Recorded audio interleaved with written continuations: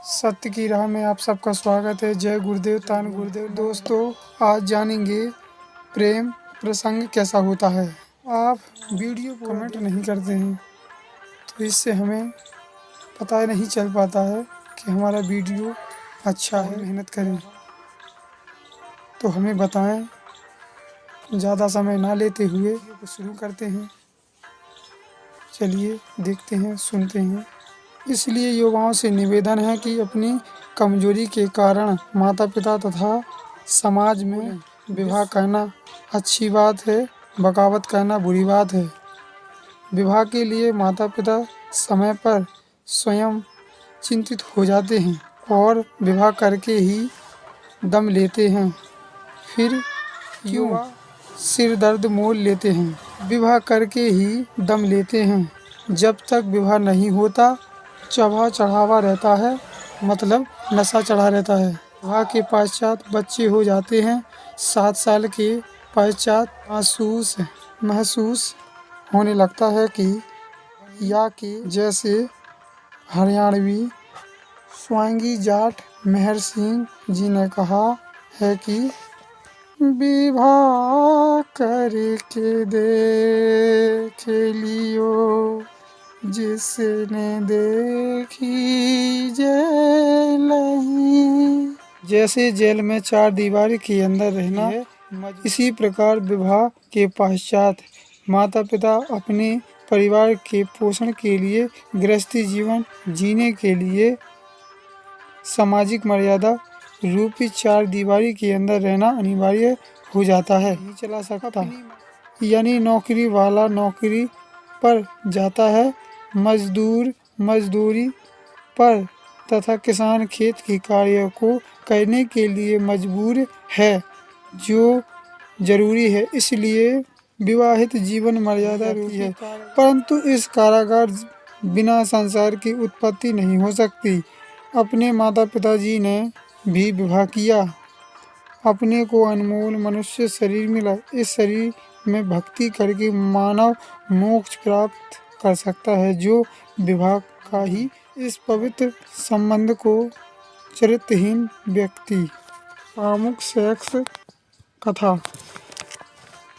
सुनकर तथा राग रागिनी गाकर युवाओं में वासनाओं को उत्प्रेरित करते हैं, जिससे शांत व मानव समाज में आग लग जाती है, जिस कारण से कई परिवार उजड़ जाते हैं। जैसे समाचार पत्रों में पढ़ने को मिलता है कि युवक तथा युवकों में प्रेम करके नाश का बीज बो दिया। लड़की वालों ने अपनी लड़की को बहुत समझाया, परंतु गंदी फिल्मों से प्रेरित लड़की ने एक नहीं मानी। परिवार वालों ने लड़की की हत्या कर दी, जिस कारण से लड़की का भाई, पिता, माता तथा भाभी भी जेल गए, आजीवन हो गए।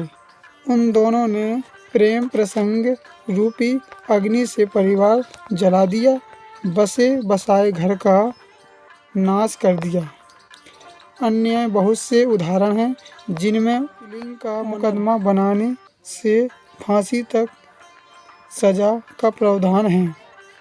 युवा बच्चे विचार करो, माता पिता आप से क्या क्या उम्मीद लिए जाते हैं, आपको पढ़ाते हैं, पालते हैं। आप सामाजिक मर्यादा को भूलकर छोटी सी भूल के कारण महान गलती करके जीवन कर जाते हो। इसलिए बच्चों को सत्संग सुनाना अनिवार्य है। अपने बच्चों को पढ़ाना चाहिए, क्योंकि वो गलत रास्ते पे ना चलें। उन्हें इतनी भी समझ होनी चाहिए कि वो सही और गलत को फर्क करके बता सकें। वो जब जानेंगे जब किताबों में पढ़ेंगे सही गलत का फर्क। इसीलिए संत जी कहते हैं कि सत्संग अनिवार्य है हर किसी को। सामाजिक ऊंच नीच का पाठ पढ़ाना आवश्यक है, जिसका लगभग अभाव हो चुका है। चलिए सुनते हैं उदाहरण। बारात का प्रचलन कैसे हुआ? लोगों से प्रारंभ हुआ। वे लड़के के विवाह में सेना लेकर जाते थे। रास्ते में राजा की सुरक्षा के लिए सेना जाती थी। रास्ते में राजा जाती थी, जिसका सब खर्चा लड़की वाला राजा वहन करता था।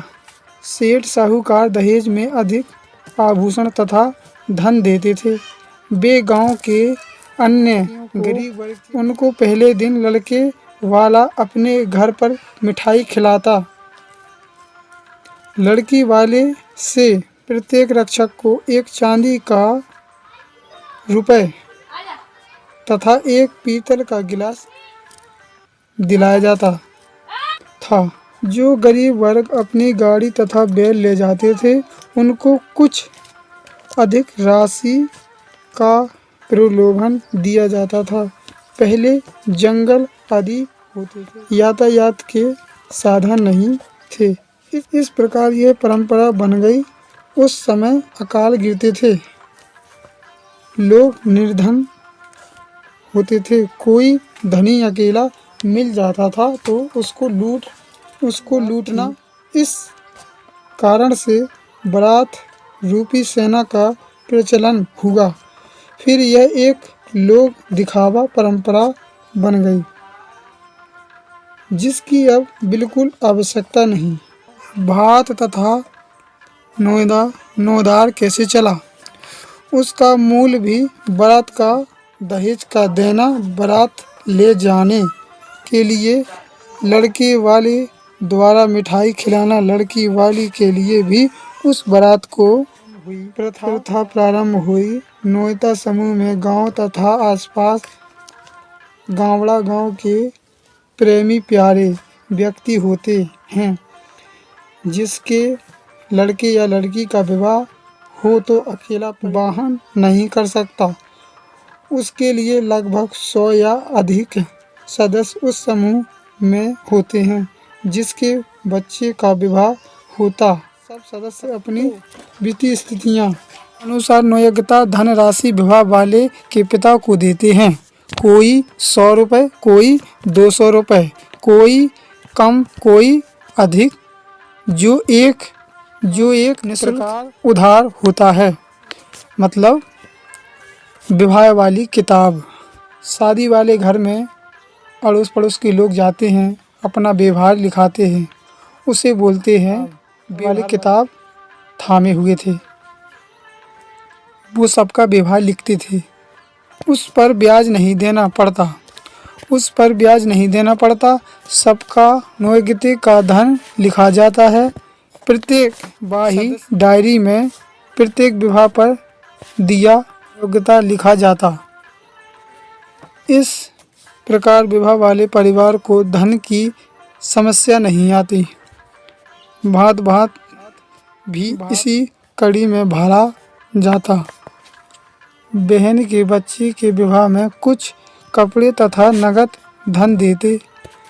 भाई द्वारा की गई सहायता भात कहा जाता है। धन बहन को लौटाना नहीं होता। जिन बहनों के भाई नहीं दिन अति दुखी होते हैं, एकांत में बैठकर रोते हैं। इस वीडियो में बताई हैं जो बातें दिखाई हैं